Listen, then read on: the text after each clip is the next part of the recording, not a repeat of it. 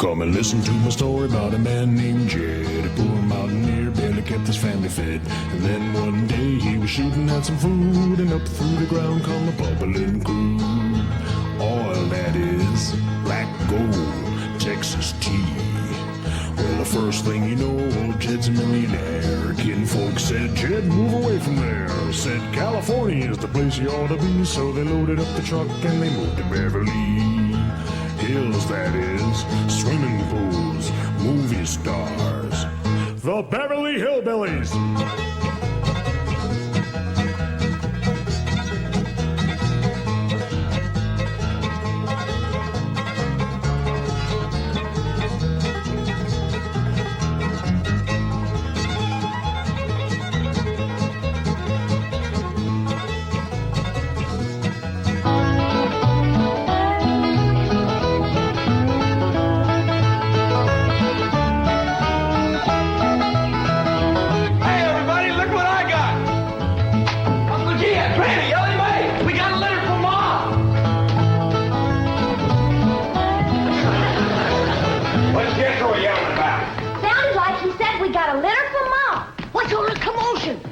Says Jethro says Pearl sent us a litter. A litter of what?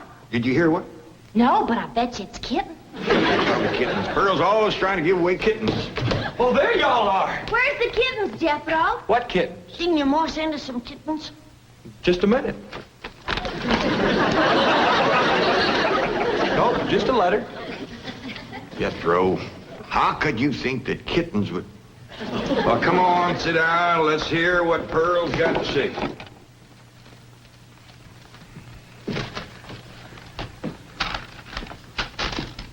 Dear son and kinfolk, I take pen in hand to say we are all fine back here. How are you all out there? Just fine, Pearl. That's right. Jethro, I hope you are making good marks in school out there. Ma thinks I'm going to school. Are you in the 5th grade like you would be here? Doggy, Jethro, I clean forgot about putting you in school. We're going to have to get you started today. Can I go too? Well, now, I think Miss Hathaway's got plans to put you in some girls' school. Can I go too? Jethro, I just said it was a girls' school. That's why I want to go. I like girls. I don't. Let's get finished with the letter. After that, we'll take care of school. Your sister, Jethrine, had a narrow escape. A city dude tried to take advantage of her. What does that mean, Paul?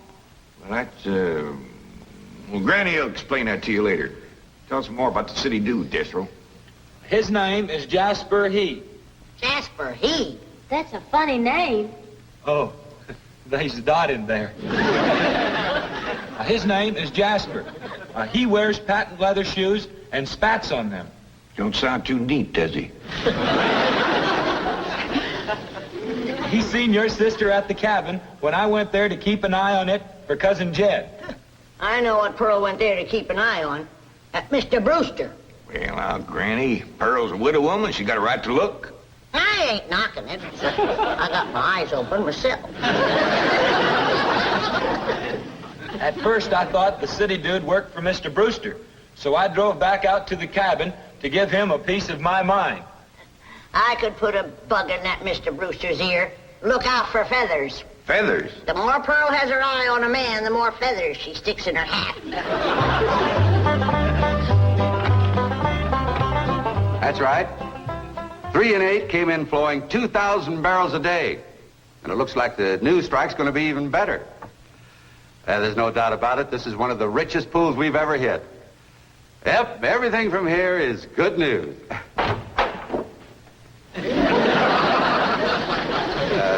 Well, not everything. I'll call you back. Mrs. Bodine, this is a pleasant surprise. Well, thank you. Although you might not think it's so pleasant when you hear what I have to say. Oh? One of them oil fellas working for you has made advances to my daughter. Made advances? Well, what would you call being picked up and carried off by brute force? Well, I'd call that making advances. What's his name? Jasper Depew. Jasper Depew. I ain't seen him myself, but from what Jethro tells me, he's a pretty slick article. Well... Oh, Mr. Brewster, You don't know how hard it is for two girls living alone like Jethrine and me. You see, my son Jethro's in California with Cousin Jed, leaving us no man to protect us. I'm a widow woman, you know. I guess wherever you have two unattached girls living alone, there's bound to be trouble. Especially when the girls are the kind that men call lookers. Did you say his name is Depew? Jasper Depew. Calls himself Jazzbo.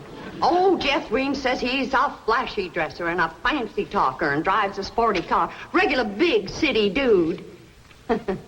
I guess Jethrine's kind of like me when it comes to tall, handsome city fellas. I'm just putty in their hands. Nope, no one by that name working for OK Oil. You mind if I look? Oh, well, no, go right ahead. I'm bound and determined to find the rascal that trifled with the affections of my sweet, innocent, helpless baby girl. Ma! Jethrine, I thought I told you to stay in the buggy. I seen Jasper Depew coming. Here? Yes'm. Oh, well, thank goodness we got Mr. Brewster to protect us. Oh, there he is. Mr. Brewster throwed his arms around me and held me in his strong embrace. What's an embrace, Paul? Well, that's when folks kind of twine their arms around one another. You mean like wrestling? It's sort of like wrestling, except they ain't mad. It's like wrestling for fun. I reckon you could see that. Then we heard a knock on the door, and we knowed it was Jasper He. Better look for that dot again. Oh, yeah. We knowed it was Jasper. He was there to get Jethrine. Her beauty had set his heart to burning with flaming desire. What's flaming desire, Paul? Well, Granny will explain that to you later. Well, I'll try. But you're sure counting a heap on my memory.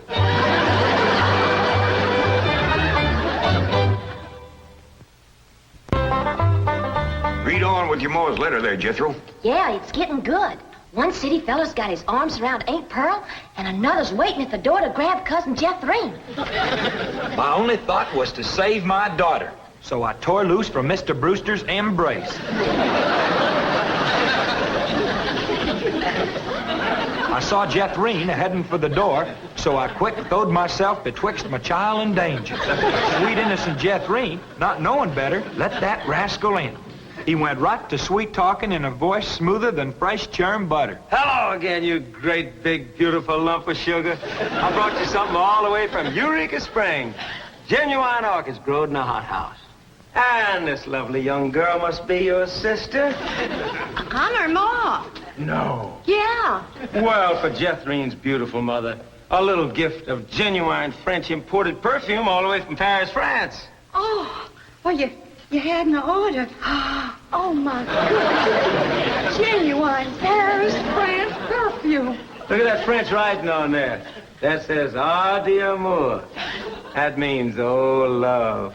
Ain't he a sport, Ma? And for Jethrine's handsome father, a genuine cigarette case. Silver. Thank you, but I am not Jethrine's father. No, Mr. Brewster ain't my husband. He's just a friend. Well, any friend of Jethrine's beautiful mother is a friend of mine. This is from old Mexico and hammered out of solid silver by the Aztecs Indians hundreds of years ago. Well, that brings up an interesting question. Why would the Aztecs make cigarette cases when they had no cigarettes? That is an interesting question. I'll have to ask some of my Aztecs friends about that. Hey, dog. Remember, ain't she sweet? Well, I've read... Hey, what happened to your orchids? Nothing. I ate 'em already. You mean you ate all them expensive orchids? Ma, you should have spoke for one. They wasn't very filling. She's sweet. From her head down to her feet. And that's a long way. But I ask you very confidentially, ain't that baby sweet? ain't she large? But she gives me such a charge. I ask you very confidentially, ain't that baby large? She stretches out in all directions. I'm in a shout. Lordy, that's perfection. Are you with me? Ain't she keen? Well, that's the most I've ever seen. And I'm here to tell you I'm her ding-dong daddy, and she's my queen. And she is king-size, my Jethrine. Lots of mama, my Jethrine. She carries me away.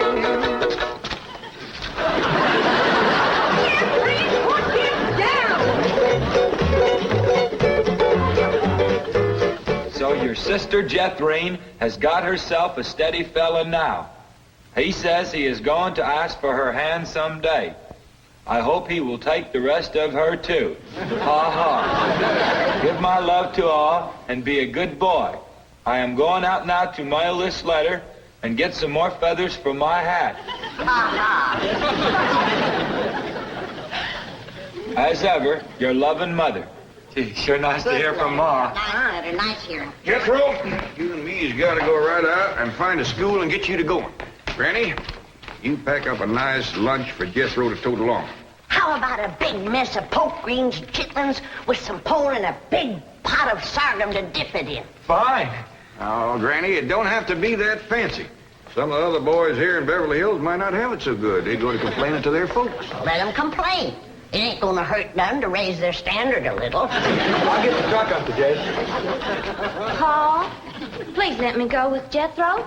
I can help him fight if the big kids in the 5th grade goes to picking on him. I know for sure that Miss Hathaway's got other plans for your schooling. But with Jethro gone, I won't have nobody to play with. Oh, yes, you will. I just remembered something. Mr. Drysdale's stepson is coming home for Thanksgiving. And he's going to be living right next door. And you can play with him. Mr. Drysdale gave me some pictures of him. Here's some pictures of Sonny. That's what they call him, Sonny. He's been going to a lot of schools, and you ought to know some real good games to play. Ain't he something? Yeah, but what? Well, he's a boy. Are you sure? Ellie, just because he's wearing... Well, there's Jethro. Now, you keep thinking about how much fun you're going to be having with him right next door. You know, he does kind of favor that movie actor, Rudolph Valentino. Here's Jethro's lunch. I didn't have time to fix much, but it'll hold him till he gets home from school. I got a little surprise in there. I've been saving it for a special day, and I reckon this is it. What is it, Granny? Deviled hawk eggs. Doggies. Makes me wish I was going to school. School,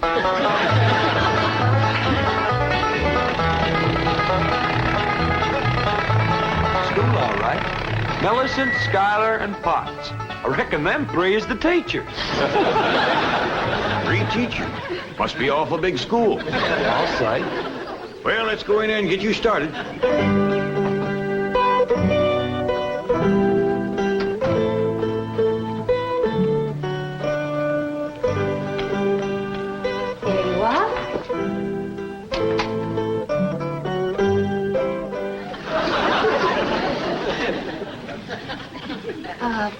May I help you? Well, reckon maybe you can. Diana, someone has parked a most disreputable-looking vehicle outside my window. I left it with these gentlemen. Oh?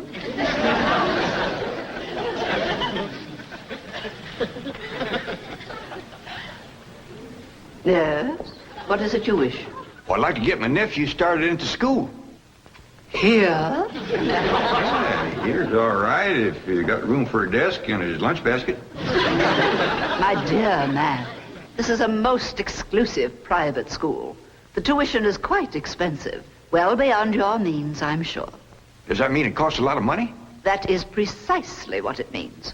Well, I can pay you if it ain't over $25 million. 25 million? Yes, ma'am, that's all I got.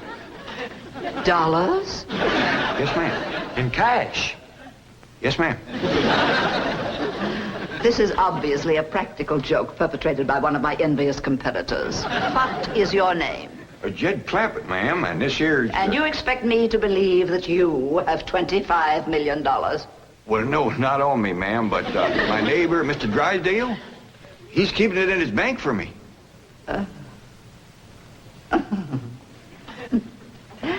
Get me Milburn Drysdale at the Commerce Bank. You see, it just so happens that Mr. Drysdale holds the mortgage on this school, so we are very well acquainted. Hello. I'd like to speak to you. Now, if you wish to admit that this is a hoax and be on your way, we will forget the entire incident. Otherwise, you may be liable to some sort of action for invasion of private property and impersonating a millionaire. Mr. Drysdale is coming on the line now. Thank you. This is your last chance, Mr. Clampett. My next call will be to the police. Very well. Mr. Drysdale, Millicent Schuyler Potts here. Come in, come in, come in, come in. Thank you, ma'am. Diana, tea for these gentlemen. Croppett? Oh, no, ma'am, Clampett. Diana, use the Spode tea set. Well, sit down, sit down, sit down, sit down. Just the two of us. Ellie Mae and Granny didn't come. Well, do make yourselves comfortable. Mr. Drysdale's exact words to me were, well, never mind his exact words. Apparently he values your friendship greatly, and Mr. Drysdale is a very important mortgage. Ma'am. Now then, shall we talk about your youngster who's entering our 5th grade? What is his name? Jethro Bodine. Bodine? Jethro. No, ma'am. Jethro Bodine. We always put the last name first. Now, male, of course. Yes, ma'am. Just got a letter this morning. Date of birth? December the 4th. Year? No, ma'am. Back home. We only been here a few weeks. Perhaps you should answer the questions for our vital statistics. Now, we need to know the complete birth date, which in turn gives us the exact age. Now, we have December 4th, and judging from the fact that your nephew is entering the 5th grade, I would surmise that the year is 51 or 52. Am I correct? Oh, Jethro ain't near that old. And in the 5th grade? Why, that's wonderful. Well, perhaps we have a budding genius on our hands. Archie! How poor. Oh, Diana, I'd like you to bring me one of our boys' uniforms to show these gentlemen. A 5th grade size. No, on second thought, you'd better make it 3rd grade. He's younger than average. We require that all of our students wear identical uniforms. It makes for less friction that way.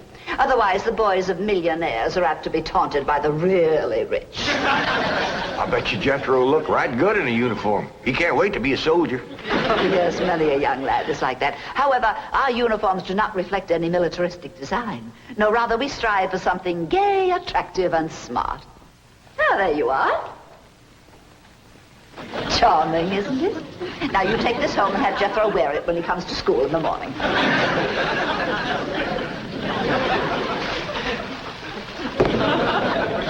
Wear this? I'm afraid Granny will have to make considerable changes in this before it'll fit Jethro. So tiny? Yes, ma'am. And in the 5th grade? Why, the boy must be a genius. Well, you may be very sure that we will bring him out. If he wears this, he'll bust out. Now then, how do you gentlemen like your tea? We don't know, ma'am. We ain't tasted it yet. Oh, you are the fun-loving one, aren't you? Yes, ma'am.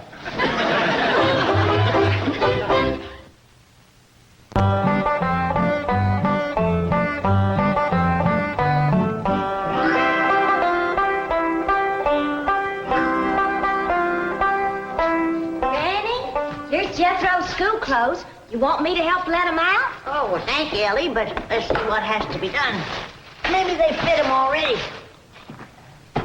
That's supposed to be a hat? I reckon so. What's that? Well, Jethro said it stands for Potts. Pots? That's the school he's going to. Pot school. Hell, he'll be learning a good trade. If there's something folks always needs, it's pots. Jethro can make you some dandy new ones once he catches on to it. Who in the Sam Hill is supposed to wear that? Well, Jethro, I reckon. Jethro couldn't have wore that at 3. Paul said it would take some letting out. Letting out? There ain't enough seams in the whole world to let that out. How's it going, Granny? Are you getting my uniform already? Jethro Bodine? No, Granny. Over to school, it's Bodine Jethro. Ellie Mae, leave the room. Ain't you got no shame running around here in your underpants? Granny, these ain't underpants. They swimming trunks. You wrap that towel around you before I cut a switch. But Granny, Miss Hathaway says... I don't care who says what.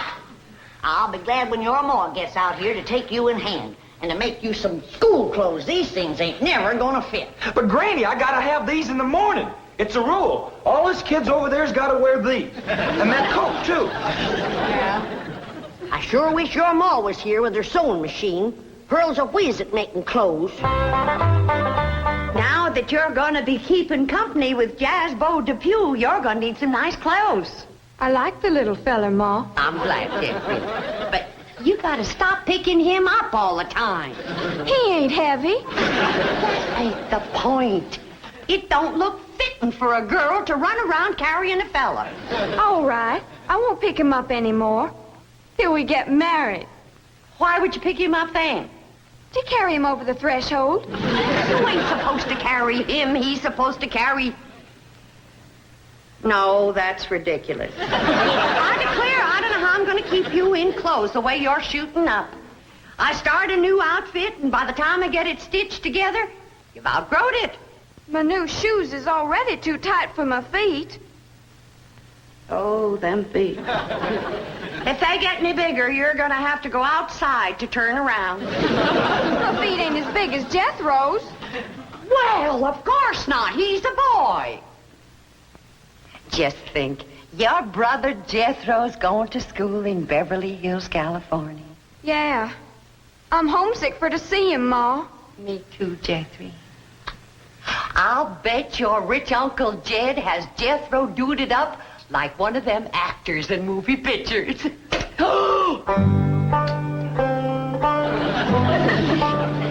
I can't understand these Beverly Hills schools.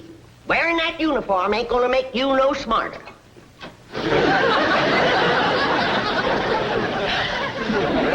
Miss Potts said I had to wear it this morning. And she's the boss teacher.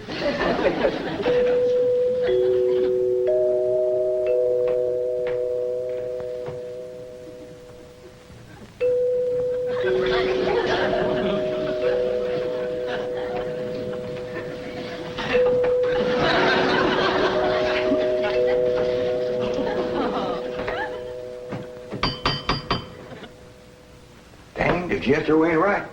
Every time that music plays, somebody comes to the door. Good morning. Surprise. Surprise. Good morning, Miss Potts. I decided to come by and drive our diminutive genius to school myself. What? Your nephew, Jethro. Oh, yes, ma'am. Jethro! Come on down here. You got to ride to school.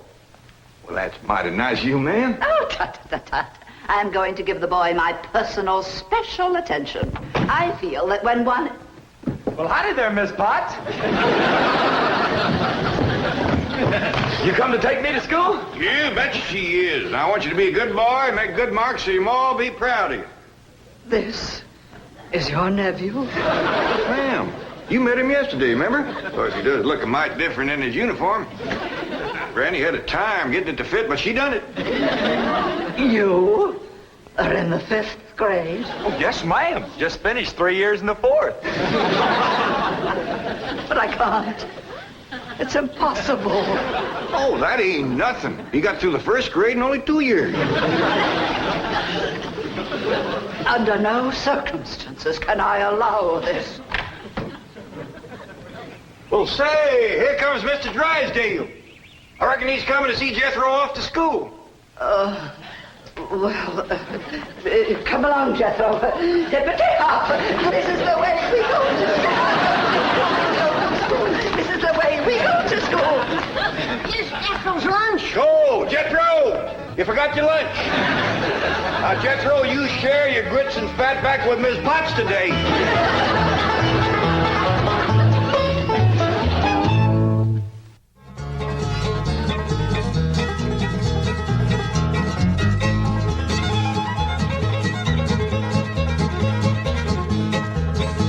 Well, now it's time to say goodbye to Jed and all his kin. They would like to thank you folks for kindly dropping in. You're all invited back next week to this locality to have a heaping helping of their hospitality. Hillbilly, that is. Set a spell. Take your shoes off. Y'all come back now, here.